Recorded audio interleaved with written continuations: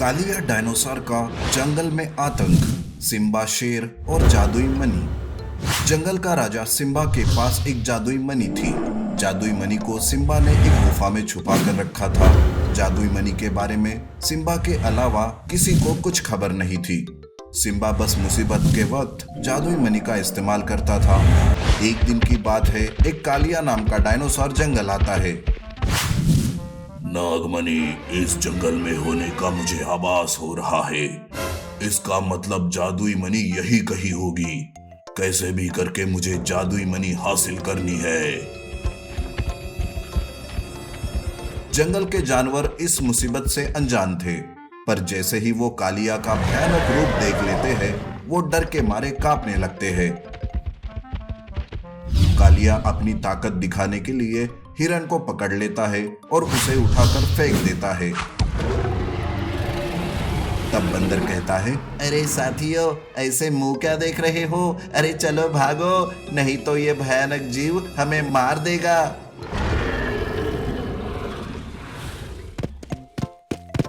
बंदर के चिल्लाते ही सारे जानवर भागने लगते हैं। कालिया उनके पीछे पड़ जाता है। भागते भागते सूअर नीचे गिर जाता है। तब कालिया सूअर को पकड़ लेता है। तब सूअर डरते हुए कहता है, अरे अरे तुम कौन हो? कहां से आए हो? क्या चाहते हो तुम हमसे? देखो देखो, हमें छोड़ दो। मैं कालिया हूँ, कालिया, और मुझे जादुई मनी चाहिए। बता कहाँ है जादुई मनी, नहीं तो मैं तुम्हें जान से मार दूंगा। क्या जादुई मनी? देखो, तुम्हें कोई गलतफहमी हो रही है। जंगल में कोई जादुई मनी नहीं है। अरे चुप कर, मुझसे जबान मत लड़ा। मुझे पता है कि जादुई मनी यहीं पर है। मुझसे झूठ बोलने की कोशिश की तो पूरे जंगल को मैं शमशान बना दूंगा। देख, आज रात तक का वक्त मैं तुम्हें देता हूँ। जादुई मनी को ढूंढ कर लेकर आ। कालिया सूअर को जादुई मनी ढूंढने के लिए छोड़ देता है। सूअर डरा हुआ इधर उधर जादुई मनी को ढूंढता है, पर उसे कहीं पर जादुई मनी नहीं मिलती। सूअर परेशान हो जाता है।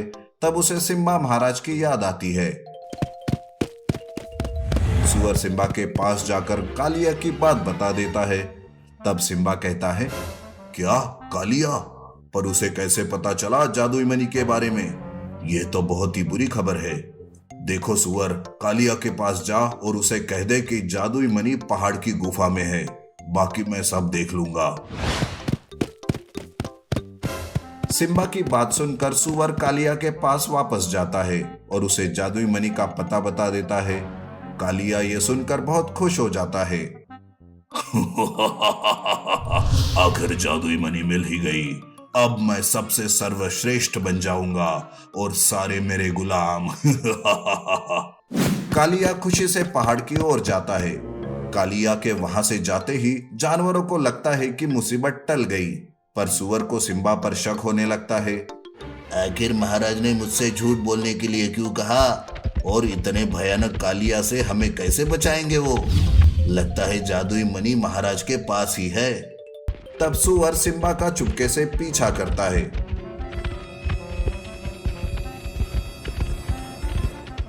सिम्बा उस गुफा के पास जाता है जहां वो जादुई मनी थी। जादुई मनी चमक रही थी। सिम्बा जादुई मनी के पास आकर जादुई मनी को प्रणाम करता है और कहता है, हे जादुई मनी, आज मुझे तुम्हारी जरूरत है। मुझे शक्ति दो ताकि मैं उस कालिया डायनासोर का वध कर सकूं। तभी जादुई मनी से रोशनी निकलती है जो सिम्बा पर गिरती है, जिससे सिम्बा एक विशाल शेर में बदल जाता है। ये जादू देखकर सूअर तो चौंक ही जाता है और सिम्बा के नजरों से छुपकर जंगल आता है। इधर कालिया गुस्से से जंगल आता है, जानवरों पर हमला करने लगता है। तभी कालिया के हाथ सूअर लग जाता है और कहता है, तेरी इतनी हिम्मत कि तू मुझे बेवकूफ बनाए। सूअर, इसकी तुझे भयानक सजा मिलेगी। अरे भयानक सजा तो तुझे मिलेगी। तू खुद के बारे में सोच, बेवकूफ कहीं का। सूअर की बात से कालिया और भी गुस्से में आता है। वो सूअर को मारने ही वाला था कि तभी वहां सिम्बा आता है। विशाल सिम्बा कालिया से लड़ाई करने लगता है। सिम्बा कालिया को मुंह तोड़ जवाब दे रहा था। इस लड़ाई में कालिया कमजोर होने लगता है। सिम्बा अब आखिरी वार करता है और कालिया धड़ाम से नीचे गिर जाता है। इस तरह से कालिया का अंत हो जाता है।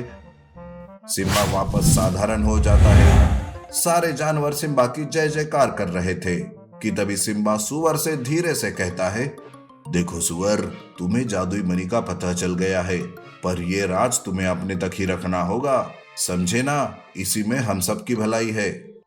सुअर भी ये बात किसी को ना बताने का सिम्बा से वादा करता है। इस तरह से सब कुछ ठीक हो जाता है और जंगल में फिर से खुशियां छा जाती है। नीति: बुराई पर हमेशा अच्छाई की ही जीत होती है। गोल्डन बाघ घर, सफेद शेर की सेना और शैतानी शक्तियों वाला जादुई हाथी लायन।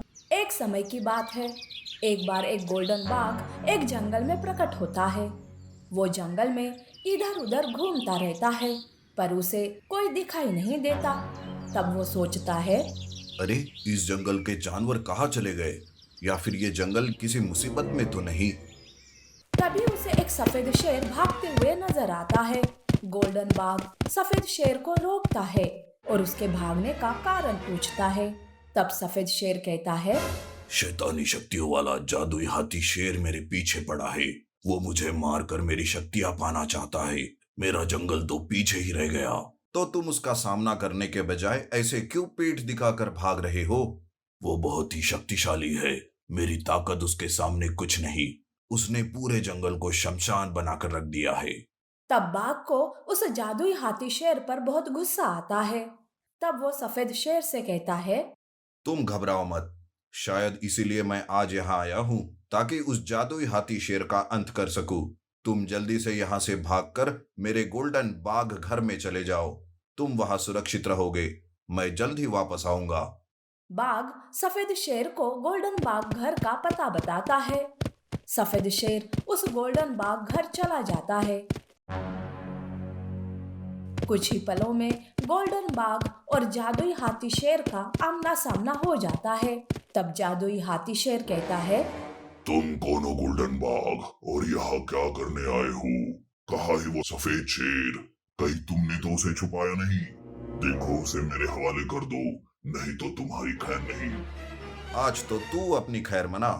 पापी अपनी ताकत से मासूम जानवरों पर अत्याचार करता है। तेरा सामना आज तक मेरे जैसे ताकतवर बाघ से नहीं पड़ा, इसीलिए तू जिंदा बचा है। तब दोनों भी अपनी अपनी जादुई शक्ति से एक दूसरे पर वार करते हैं।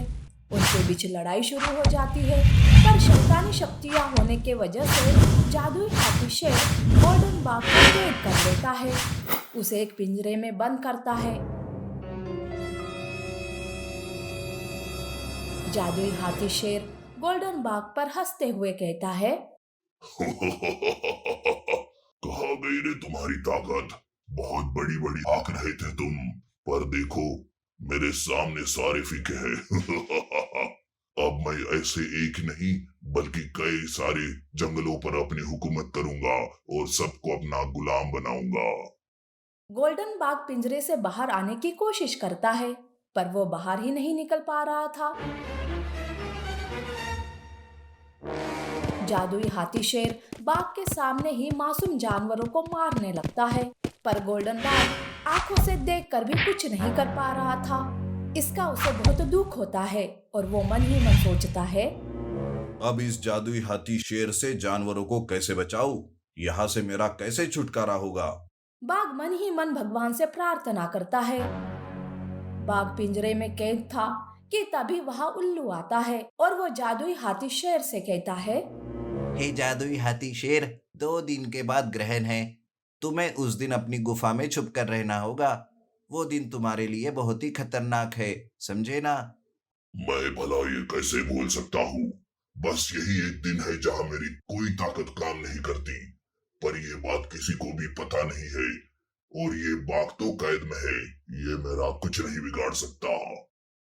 उल्लू जादुई हाथी शेर को आगाह करके वहां से चला जाता है, पर यह बात सुनकर गोल्डन बाघ बहुत खुश हो जाता है। 2 दिन बीत जाते हैं। उधर सफेद शेर गोल्डन बाघ के लिए चिंतित हो जाता है। मेरी वजह से कहीं गोल्डन बाघ मुसीबत में ना पड़ा हो। बाघ ने कहा था कि वो वापस आएगा, पर अभी तक वो वापस ही नहीं आया।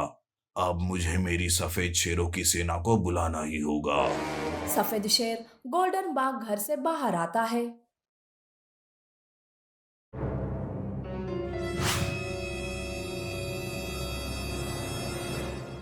वो जंगल में अपनी सफेद शेरों की सेना को बुलाता है और सब मिलकर गोल्डन बाघ को ढूंढने लगते हैं। उन्हें गोल्डन बाघ एक पिंजरे में कैद दिखाई देता है। वो सारे बाघ के पास जाते हैं।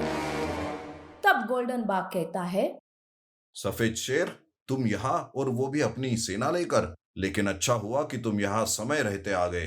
देखो, ग्रहण शुरू होने से पहले मुझे यहाँ से बाहर निकालो। सफेद शेरों की सेना गोल्डन बाघ को पिंजरे से मुक्त करती है। तब बाघ सफेद शेर को ग्रहण के बारे में बताता है और कहता है, वो जादुई हाथी शेर किसी गुफा में छुपा हुआ है। ग्रहण खत्म होने से पहले उसे ढूंढकर हमें उसे खत्म करना होगा। तब गोल्डन बाघ और सफेद शेरों की सेना उस गुफा के पास आते हैं जहां वो जादुई हाथी शेर छुपा हुआ था। गोल्डन बाघ उसे ललकारने लगता है। तब जादुई हाथी शेर गुफा से बाहर आता है और कहता है, तुम पिंजरे से बाहर कैसे आए? अच्छा, तो ये सब इस सफेद शेर की वजह से हुआ है। क्यों रे सफेद शेर, तुम्हें अपनी जान प्यारी नहीं है क्या? तभी ग्रहण लग जाता है। बस इसी बात का फायदा उठाकर गोल्डन बाघ और सफेद शेरों की सेना एक साथ जादुई हाथी शेर पर हमला करते हैं और उसे जान से ही मार देते हैं। इस तरह से बुरी शक्ति का अंत हो जाता है और सच्ची ताकत का विजय हो जाता है। गोल्डन बाघ अपने गोल्डन बाघ घर में वापस जाता है और जंगल में फिर से खुशियां छा जाती है। नीति: बुराई का अंत आखिरकार होकर ही रहता है। सफेद शेरनी के बच्चे की माँ गाय। एक घना जंगल था। जंगल में एक सफेद शेरनी रहती थी जिसके 2 बच्चे थे, सिम्बा और बगीरा। वो दोनों ही बहुत सफेद और अद्भुत थे। शेरनी अपने बच्चों को देखकर बहुत खुश होती थी और मन ही मन में सोचती थी, मेरे बच्चे मेरे जैसे ही अनोखे और अद्भुत हैं। मैं इन्हें कभी भी कुछ भी कमी नहीं होने दूंगी। मैं इन्हें बहुत ही ताकतवर और निडर बनाऊंगी। यूं वो सोच ही रही थी कि तभी सिम्बा कहता है, माँ, बहुत भूख लग रही है, खाने को कुछ दो ना। हाँ माँ, मुझे भी बहुत भूख लग रही है। हे भगवान, मैं तुम लोगों के साथ खेलते खेलते भोजन के बारे में तो भूल ही गई। वक्त कैसे बीत गया पता ही नहीं चला।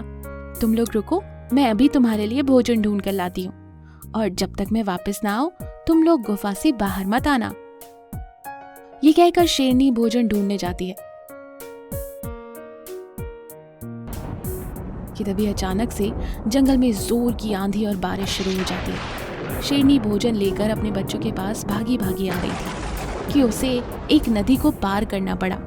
ज्यादा बारिश की वजह से नदी में बाढ़ आ रही थी। शेरनी बहुत परेशान थी, कैसे वो नदी को पार करे।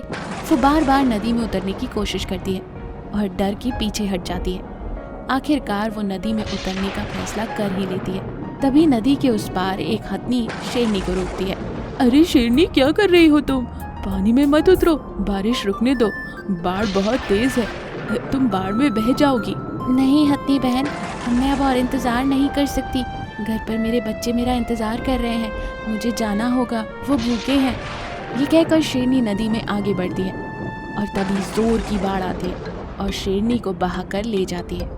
हथनी वहां खड़ी खड़ी ये सब कुछ देख रही थी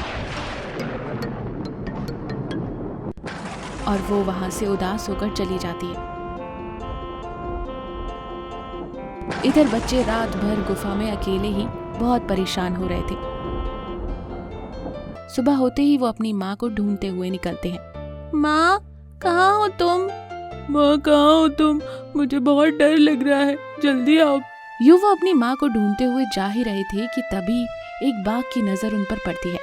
बाघ सिम्बा और बगीरा को देखकर मन ही मन में सोचता है, अरे वाह, सफेद शेरनी के बच्चे, इन्हें खाकर तो बड़ा मजा आएगा। इन्हें खाने से पहले मुझे बहुत ही सावधानी से काम करना होगा। अगर ये बात शेरनी को पता चल गई तो वो मेरा शिकार कर देगी। ये सोचकर बाघ सिम्बा और बगीरा के पास जाता है। बेटा, क्या हुआ? यहाँ क्या कर रहे हो? कहाँ है तुम्हारी माँ? हमारी माँ कल रात से घर नहीं आई, इसलिए हम उसे ढूंढते हुए यहाँ आए हैं। ये सुनकर बाघ मन ही मन में खुश होता है और कहता है, बच्चों परेशान ना हो, मैं जानता हूँ कि तुम्हारी माँ कहाँ है। तुम लोग मेरे साथ आओ, मैं तुम्हें तुम्हारी माँ के पास ले चलता हूँ। क्या सच में? बाघ सिम्बा और बगीरा को लेकर वहाँ से निकलता है कि तभी वहीं कुछ दूर पर खड़ी गाय ये सब देख लेती है और वो मन ही मन में सोचती है, लगता है ये बाघ इन बच्चों के साथ कुछ गलत करने वाला है। इससे पहले कि उन बच्चों के साथ कुछ गलत हो, मुझे कुछ करना होगा।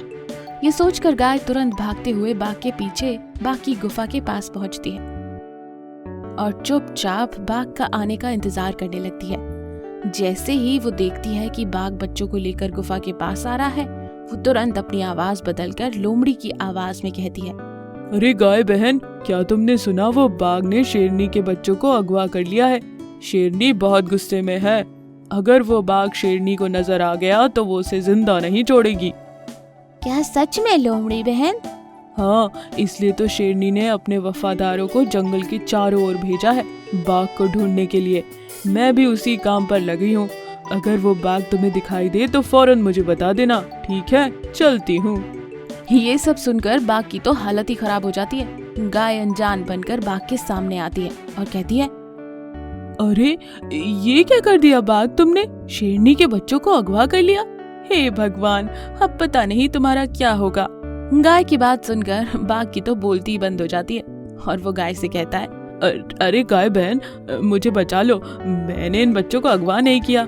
मैं तो इन बच्चों को ले जाकर शेरनी को दे दूंगा और मैं ये जंगल छोड़कर चला ही जाऊंगा। हाँ सही है, तुम फौरन ये जंगल छोड़कर भाग जाओ। जैसे तैसे इन बच्चों को शेरनी के हवाले मैं कर दूंगी। तुम्हारा बहुत बहुत शुक्रिया गाय, मैं तुम्हारा एहसान जिंदगी भर नहीं भूलूंगा। ठीक है ठीक है, अब बातें बातें बंद करो और निकलो यहाँ से। अगर किसी ने देख लिया तो बड़ी मुसीबत आएगी। बाघ शेरनी के बच्चों को गुफा के पास छोड़कर न आगे देखता है और न पीछे, और दुम दबाकर जंगल छोड़कर भाग जाता है। इधर हथनी गाय के पास आती है। वो शेरनी के साथ जो भी कुछ हुआ गाय को बताती है। सिम्बा और बगीरा ये सब सुनकर फूट फूट कर रोने लगते हैं। तब गाय कहती है, बच्चों रो मत, होनी को कौन टाल सकता है। जो होना था वो तो हो ही गया। आज से मैं तुम्हारी माँ हूँ, मैं तुम्हारा अच्छे से ख्याल रखूंगी। जो सपने तुम्हारी माँ संजोए थी वो मैं पूरे करूंगी। यो गाय सिम्बा और बगीरा की माँ बनती है और उन्हें बहुत ही ताकतवर और निडर शेर बनाती है। और हाँ, हमारे चैनल को सब्सक्राइब करें, लाइक करें, कमेंट करें और अपने दोस्तों के साथ शेयर जरूर करें। Thank you for watching. अनाथ हाथी। सफेद घोड़ी अपने बेटे के साथ जंगल में घूम रही थी। तभी उसे एक हथनी मरी हुई दिखाई देती है। तब वो कहती है, हथनी की हालत से पता चलता है कि उसने अभी किसी बच्चे को जन्म दिया होगा, पर इसका बच्चा तो कहीं दिखाई नहीं दे रहा है। कहाँ चला गया होगा? घोड़ी बिना देखे ही अनजान बच्चे के लिए चिंतित हो जाती है कि तभी उसे बाघ के पैरों के निशान और घिसटने के निशान दिखाई देते हैं। तब वो कहती है, बाघ ने बेचारी हाथी के मासूम बच्चे को उठाया। वो तो पहले से ही बड़ा निर्दयी है। मुझे उस बच्चे को बचाना होगा। सफेद घोड़ी बिना समय गवाए अपने बच्चे के साथ निशान का पीछा करते हुए बाघ के पास पहुंच गई। सफेद घोड़ी बिना समय गवाए अपने बच्चे के साथ निशान का पीछा करते हुए बाघ के पास पहुंच गई। सफेद घोड़ी देखती है कि हाथी बेहोश है। बाघ हाथी के पास बैठा था और वो कह रहा था, अरे ये बच्चा कब होश में आएगा? क्या इसे ऐसे ही खाऊं या फिर इंतजार करूं इसके होश में आने का? तभी पीछे से सफेद घोड़ी कहती है, वाह रे निर्दयी बाघ, तुम्हें तो किसी पर दया भी नहीं आती। अभी अभी बच्चे को जन्म देकर इसकी माँ मर गई और अब तुम इसे भी दुनिया से दूर करना चाहते हो। बेचारी हथनी की ये एक ही निशानी है, तो रहने दो इसे इस दुनिया में। शायद कहीं तुम्ही ने तो नहीं मारा हथनी को। चुप कर तेरा लेक्चर। वैसे अब मुझे तेरा लेक्चर सुनने में कोई दिलचस्पी नहीं। मैं तो इस हाथी को खाकर अपनी भूख मिटाना चाहता हूँ। तू अपने इस बच्चे को लेकर चली जा, नहीं तो मैं इसे भी मार दूंगा। फिर ना कहना मैंने तुम्हें आगाह नहीं किया। तू ऐसे नहीं सुनने वाला। आगे चल के तुम्हारे बच्चे के साथ किसी ने ऐसा किया तो? तू ना अब पहले अपने बच्चे के बारे में सोच। मेरे बच्चे के बारे में या फिर इस अनाथ हाथी के बारे में सोचने की कोई जरूरत नहीं है। बाघ सफेद घोड़ी की बात ना सुनकर हाथी पर वार करने जाता है। पर तभी सफेद घोड़ी उसे पीछे से किक मारती है, जिससे वो दूर गिर जाता है। सफेद घोड़ी बार बार उसे एक गेंद जैसे किक मार रही थी, जिस कारण बाघ का तो सर ही घूमने लगा था और वो वहीं बेहोश होकर गिर जाता है। तब सफेद घोड़ी उस बेहोश हाथी को दूध पिलाने लगती है। दूध पीते ही हाथी होश में आता है। मैं कहाँ हूँ? मेरी माँ कहाँ है? माँ, माँ, माँ, माँ! रो मत मेरे बेटे, चलो पहले यहाँ से निकलते हैं। सफेद घोड़ी हाथी को अपने पीठ पर बिठाकर अपने घर ले आती है।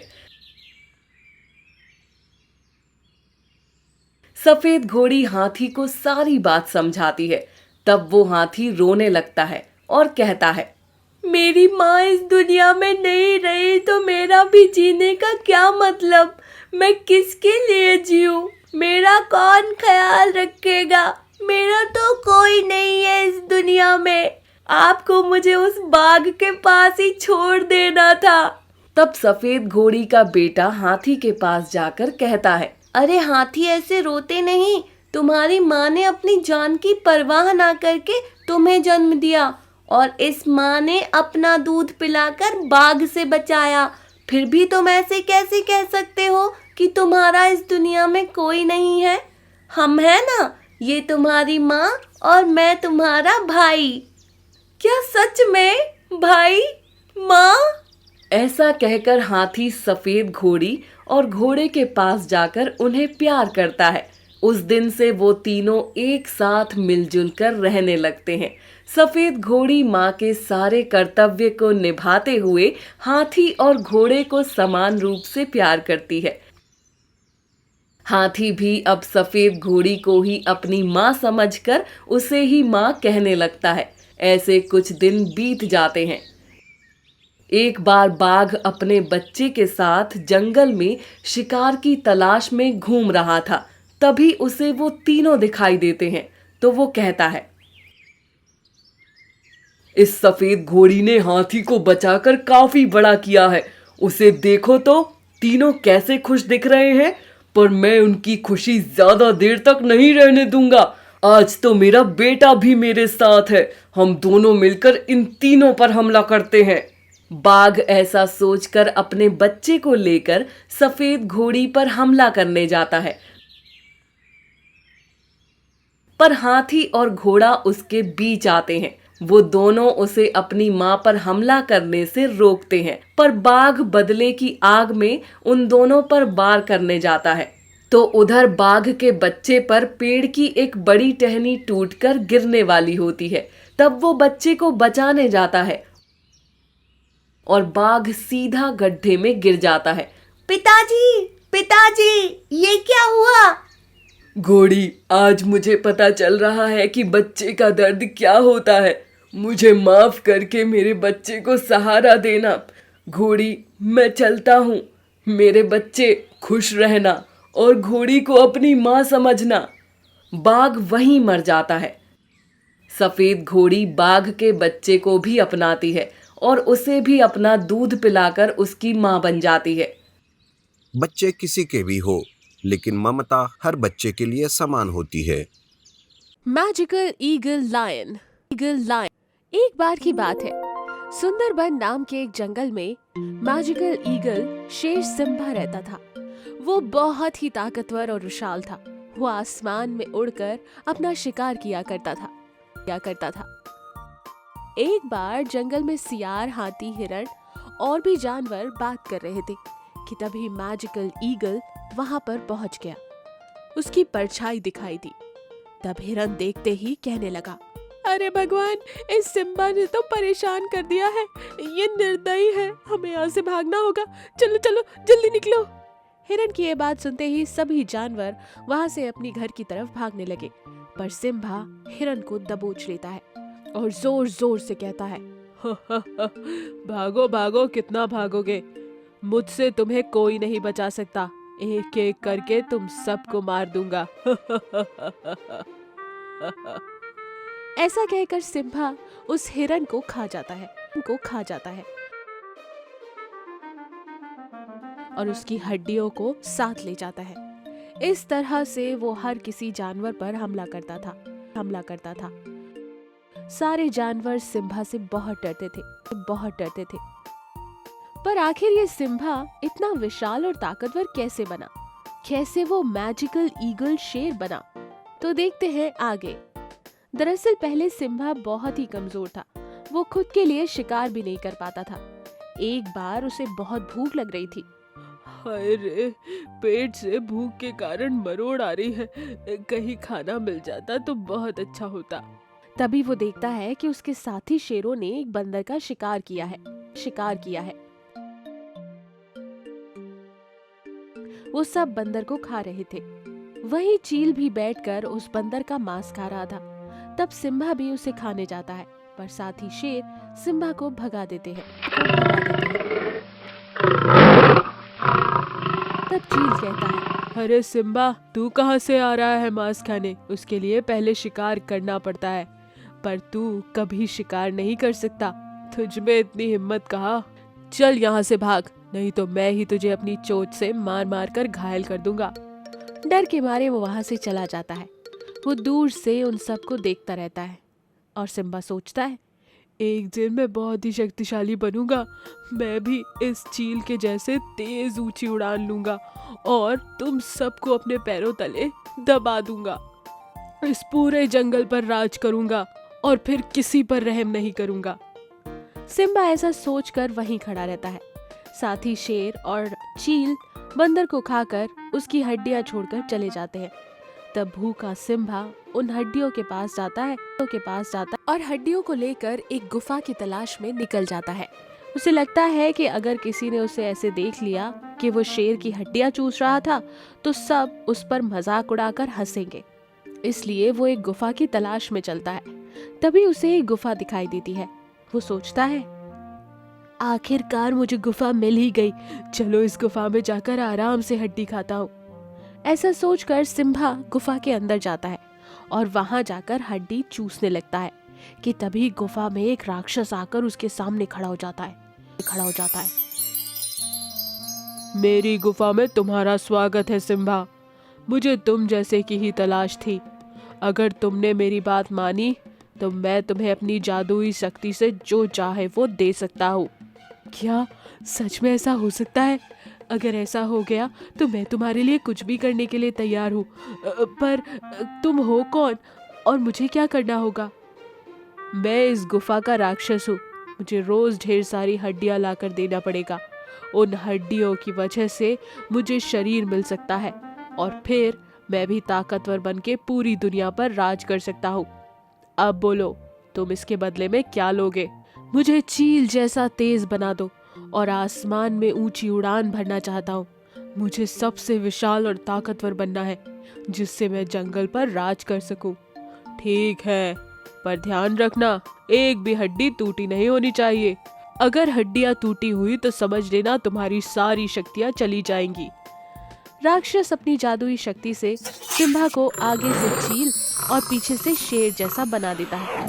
सिम्बा चारों पैर वाला मैजिकल ईगल विशाल ताकतवर शेर बन जाता है। और तब सिम्बा कहता है, अब मुझसे जंगल का कोई जानवर बच नहीं पाएगा। तुम्हारा बहुत बहुत धन्यवाद राक्षस। इस तरह से सिम्बा मैजिकल ईगल शेर बनके सबको डराने लगता है। जब मन चाहे तब किसी का भी शिकार कर लेता। उस दिन से आज तक सिम्बा शिकार करता और हड्डियां गुफा में राक्षस को देने लगता।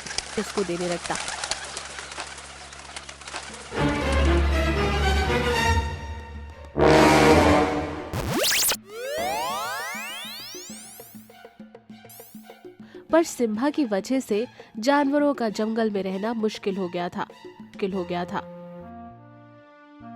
एक बार उसी जंगल में एक भालू सिम्बा का राज जानने के लिए गुफा में जाता है। तब उसे सब पता चल जाता है। भालू सोचता है, अच्छा तो ये बात है, सिम्बा इस राक्षस के लिए हड्डियां जमा कर रहा है। अगर इन राक्षसों को शरीर मिल गया तो फिर ये किसी को नहीं छोड़ेंगे। मुझे ही कुछ करना होगा। भालू वही गुफा के बाहर छुप जाता है।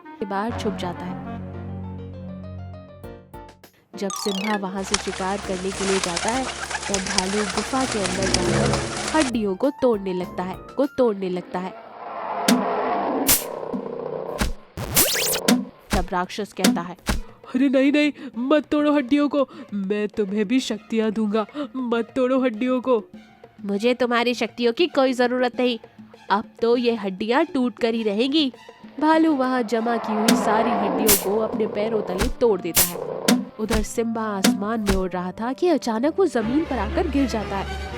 वो फिर से उड़ने की कोशिश करता है लेकिन उड़ ही नहीं पाता क्योंकि हड्डियां टूट चुकी थी। उसकी सारी शक्तियां खत्म हो जाती हैं। उसका चील का शरीर अब नॉर्मल शेर के शरीर में बदल चुका था। सिम्बा बार बार उड़ने की कोशिश करता है पर वो उड़ ही नहीं पाता। वो सोचता है, अरे मैं उड़ क्यों नहीं पा रहा हूँ और मैं अपने आप में कमजोर क्यों महसूस कर रहा हूँ, ये क्या हो रहा है? लगता है गुफा की हड्डियाँ टूट रही हैं। सिम्बा ऐसा सोचता ही रहता है और उसी वक्त जंगल के सारे जानवर वहां आते हैं और उसे खूब मारते हैं। उधर गुफा का राक्षस भी गुफा के साथ तबाह हो जाता है। इस तरह जंगल से सिम्बा का और राक्षस का नामो निशान मिट जाता है और एक बार फिर से सारे जानवर खुशी खुशी रहने लगते हैं। बड़ी चील और मुर्गी जाल। एक जंगल में एक बड़ा सा बरगद का पेड़ था। उस पेड़ के ऊपर एक चील का घोंसला था जहां पर उसके अंडे थे। उसी पेड़ के नीचे एक मुर्गी भी रहती थी और मुर्गी ने भी अंडे दिए थे। एक बार गलती से चील का अंडा नीचे गिरता है और वो मुर्गी के अंडों के साथ मिल जाता है। मुर्गी अपने अंडों के साथ चील के अंडे को भी अपने साथ ही पालने लगती है। कुछ दिनों बाद ही मुर्गी के अंडों में से चूजे निकल आते हैं। वैसे ही चील के भी अंडों में से चील का बच्चा बाहर आता है। तब मुर्गी उस चूजे को देखकर सोचती है, अरे ये बच्चा कुछ अलग सा दिख रहा है, क्या ये मेरा ही बच्चा है? मैं भी ना कैसी बातें कर रही हूँ, मेरे सिवाय ये बच्चा किसका हो सकता है? मैं भी ना अपने ही बच्चे पर शक कर रही हूँ। मुर्गी सभी बच्चों को एक जैसा देखती है, उसे जरा भी शक नहीं होता। वो चील का बच्चा भी बाकी चूजों के जैसे ही पलने लगता है। उन्हीं के साथ खाता, उन्हीं के साथ पीता और उन्हीं के साथ खेला करता। वो बिल्कुल इन्हीं चूजों जैसा बर्ताव करने लगा था। वो उनके जैसे ही कुकड़ू कू करता, जमीन खोदकर दाने चुगता। एक दिन चील का बच्चा खुद से सोचता, अरे ये क्या, मैं तो ऊंची उड़ान भरना चाहता हूँ पर मुझसे ये हो ही नहीं रहा, और ये बाकी के बच्चे भी थोड़ी ही ऊंचाई पर उड़ते हैं, शायद हम ज्यादा ऊंचा उड़ नहीं सकते। दिन ऐसे ही बीत रहे थे। एक दिन उस चील के बच्चे ने एक पक्षी को ऊंचे आसमान में पहली बार उड़ते देखा। वो देखकर उसे चकित हो गया और वो मुर्गी के चूजों से कहने लगा, वो कौन है भाई जो इतनी ऊंचाई पर उड़ रहा है? मैंने तो कभी ऐसा नहीं देखा। अरे वो तो पक्षियों का राजा चील है, वही है ऐसा पक्षी जो ऊंचे आसमान पर उड़ सकता है। कोई भी पक्षी उसके बराबर नहीं उड़ सकता। क्या मैं उसके जैसे उड़ सकता हूँ? कैसी बात कर रहे हो? तुम ये मत भूलो कि तुम एक चूजे हो। कितनी भी कोशिश कर लो तुम चील के जैसे नहीं उड़ सकते। अभी जितना उड़ सकते हो बस उसी में खुश रहो। वो चूजे चील के बच्चे को ये सारी बात बताते हैं। इस तरह से दिन निकलते जा रहे थे। चूजे और चील के बच्चे अब बड़े हो रहे थे। अब चील पूरी तरह से विकसित हो चुका था और अपने मूल स्वभाव के कारण दाने चुगना उसे पसंद ही नहीं आ रहा था। दाने खा खाकर उसका मन अब ऊब गया था। एक बार उसी पेड़ पर रहने वाली चील एक खरगोश को पकड़ कर लाती है और उसे खाते समय खरगोश का एक मांस का टुकड़ा नीचे गिर जाता है। तब चील सोचता है, अरे ये क्या है? क्या मैं इसे खा सकता हूँ? हाँ क्यों नहीं, मुंह में तो पानी सा आ रहा है, चलो उसका स्वाद तो ले ही लेता हूँ। ऐसा सोचकर वो खरगोश के मांस का टुकड़ा खा लेता है। उसे मांस बहुत पसंद आता है। वाह बहुत सालों बाद ये मांस खाकर मन में तृप्ति हो गई। उस दिन के बाद से चील दाना चुगना बंद कर देता है और मांस की तलाश करता है। पर घर में ही मुर्गी के बच्चे रहते थे। तब वो चील हर रोज एक मुर्गी के बच्चों को और पेड़ पर रहने वाले चील के बच्चे का मांस खाने लगता। मांस खाकर वो चील बहुत बड़ा और मोटा बनने लगता। इधर मुर्गी अपने बच्चों को यूं एक एक कर गायब होता देख डर रही थी। अरे मेरे बच्चे कैसे गायब हो रहे हैं? ये सब कौन कर रहा है? इसका पता लगाना होगा। मुर्गी उस दिन अपने बच्चों पर नजर रखने लगी, मगर चील का बच्चा उनमें नहीं रहता और उसी पेड़ के नीचे उसे कुछ हड्डियां भी दिखाई देने लगी और बड़े चील को भी वो देख ही रही थी। तब वो सोचती है, अरे ये क्या? ये मेरा बच्चा नहीं बल्कि चील है जिसे मैंने आज तक पाला, और ये तो दिन ब दिन बहुत बड़ा होता जा रहा है। मुझे तो पहले ही शक हुआ था, पर उस समय मैं फर्क समझ ही नहीं पाई। अब मैं क्या करूं? मुर्गी को चील पर शक होता है और वो तुरंत अपने दोस्त बंदर से मिलने जाती है और उसे सारी बात बताती है। बंदर, मैंने जिसे पाला वो एक चील निकला और अब वो मेरे ही बच्चों को मारकर खा रहा है। अब मैं क्या करूं? मुझे कुछ समझ नहीं आ रहा। मुर्गी तुम घबराओ मत, उस चील को जाल में फंसाकर सबक सिखाते हैं। और बंदर ऊपर पेड़ पर जाकर ऊपर से चील पर जाल डाल देता है। चील जाल में फंस जाता है, जाल से निकलने की कोशिश करता है।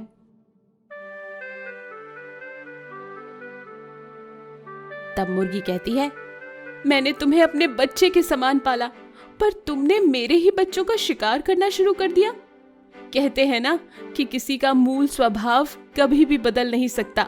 अरे अरे माँ, तुमने मुझे पाला, लेकिन मैंने तुम्हारे बच्चों को ही खा डाला। मुझे माफ कर दो और इस जाल से मुझे मुक्त कर दो। प्लीज माँ, मैं बहुत कमजोर महसूस कर रहा हूँ। लेकिन मुर्गी उस चील की एक भी बात नहीं सुनती और बंदर भी वहां से चला जाता है। चील थोड़ी देर सोचकर खुद ही उड़ान भरने का प्रयास करती है, लेकिन वो ज्यादा दूर उड़ नहीं पाता और यही प्रयास कर करके कुछ दूर तक वो तड़प तड़प कर मर जाता है।